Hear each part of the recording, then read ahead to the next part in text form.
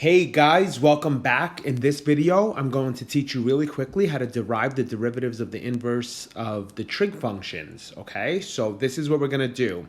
First, we're gonna start with y equals sine x. We know in order to find the inverse, we're gonna switch x and y. So that's what I did in step 2. I just swapped x with y. Now I have x equals sine y. Well, we know how to do implicit differentiation, don't we? So what's the derivative of x? That's 1. What's the derivative of sine angle? Cosine angle times the derivative of the angle. The derivative of y is dy dx.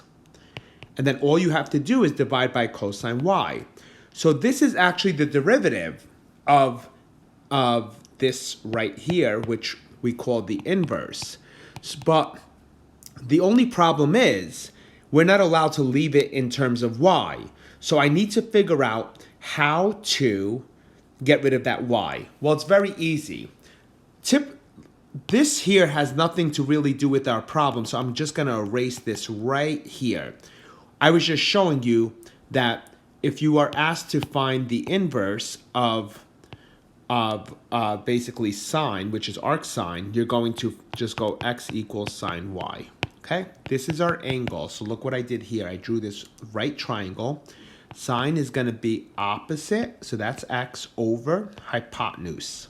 Okay, we have to solve for the third side. So that's going to be x squared plus this side here squared, I'll call it b squared, equals 1 squared. And so b squared equals 1 minus x squared. So this part right here is 1 minus x squared. And so what is cosine of y, right? Because I need to get rid of this. So this is going to be 1 over, what's cosine y? Adjacent divided by hypotenuse, which is 1. And that's it, guys. So let me just write it. D dx of arc sine x, because that's how we write the inverse. Remember, the inverse of sine can be represented by arc sine x. So that derivative of this is this guy right up here. So that's the first one you should put in your notes. Let's try it for tangent. Once again, this is our question. This is the inverse. So how do we find the inverse, right? Because this is y equals tan x. We switch x and y. Let's take the derivative. The derivative of x is 1. The derivative of y is secant squared, the derivative of tangent y, or tangent angle, is secant squared angle times the derivative of the angle. That's where we get to this point. We're going to divide by secant squared y, and 1 over secant squared y is just cosine squared y. And you're pretty much done there. Once again, I can't have the y. So I'm going to use this part right here, and I'm going to fill up this triangle. I'm going to make y, which is the angle, I'm going to put that there. Tangent is going to be opposite over adjacent. A squared plus b squared equals c squared. And then you take the square root of c squared on both sides, and you get square root of x squared plus 1. You guys can do that little Pythagorean theorem to find this c. So what is cosine, everyone? What is cosine? Cosine is adjacent over hypotenuse.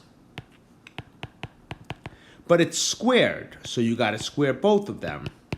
So it's 1 over x squared plus 1.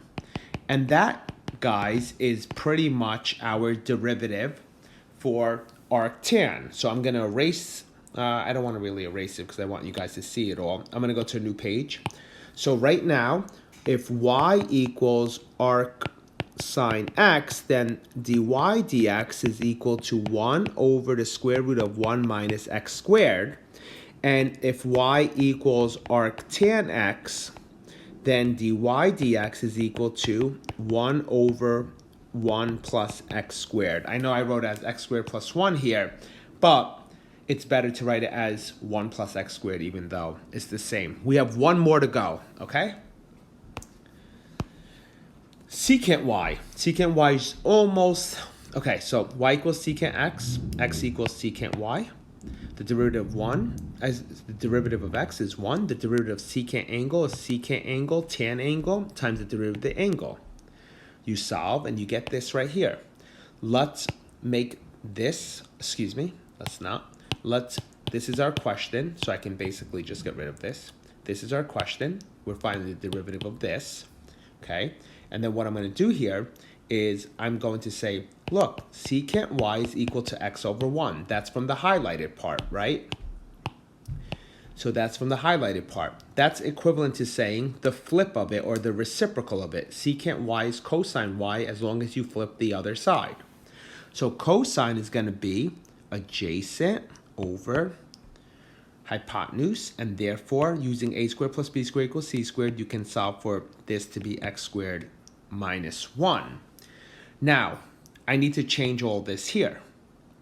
So, once again, secant y is actually this guy right here. Tan y is going to be opposite, which is x opposite of y, which is the square root of x squared minus 1, over adjacent, which is 1, so you don't need that there. And this is it. That's how you derive them. And so let me put that here. If y equals arcsecant x, then y prime is equal to 1 over x square root of x squared minus 1. And the fun part is that all of these, you might be asking about cosine, tangent, and cosecant, the inverse of them. All you have to do to get those is put a negative in the numerator, negative in the numerator, negative in the numerator to get the arcsine of cosine, the arcsine of, I'm sorry, arc cosine x, that derivative is negative of this, and then arctan would be arccotan, and this is going to be arccosecant. So those are just negative, and you can actually prove it if you want to, okay? Just start with y equals cosine x, switch x and y, and then do the same thing. Start with y equals cotangent x, and then switch x and y and do the same thing, and so on. So these are the new ones that we have to know for this chapter, okay? So I hope that was helpful. Have a great day.